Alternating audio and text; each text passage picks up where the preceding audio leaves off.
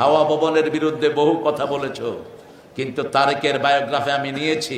হাওয়া ভবনে যতক্ষণ থাকতো জামাতের সাথে তারেক নামাজ পড়ত। সবচেয়ে অত্যাচারিত একটা ফ্যামিলি, কোন ফ্যামিলি? তারেকের খবর জানেন আপনারা? ইংল্যান্ডে আমার সাথে বহুবার দেখা হয়েছে। তা কেমন আছো ভাইয়া? ছোটবেলায় একসাথে ক্যান্টনমেন্টের বাড়িতে আমরা খেলাধুলা করেছি। আমার আব্বা পার্লামেন্ট মেম্বার ছিলেন, জিয়াউর রহমান রাহমাহুল্লাহ আব্বাকে খুব ভালোবাসতেন। তা আমি বলেছি শরীরের কি অবস্থা? বলছে ভাইয়া শরীরের মেরুদানার ভিতরে লোহা ঢুকিয়ে পিটিয়েছে তারা আমাকে। কয়েকবার দোতলা থেকে ছুঁড়ে আমাকে নিচে ফেলে দিয়েছে। অসংখ্য দিন আমি অজ্ঞান হয়ে পড়েছিলাম। কোকোকে পিটিয়ে পিটিয়ে দুনিয়া থেকে বিদায় করেছে।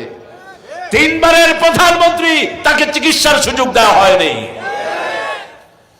যে মামলাটা দেয়া হয়েছে ওই টাকাটা এখনো ব্যাংকে আছে না নাই? 2 কোটি টাকা ফুলে ফেফে 8 কোটি হয়েছে, তারপরেও মামলা। আমরা একজনের কাছে বিচার চাই, তিনি কে? তিনি কে?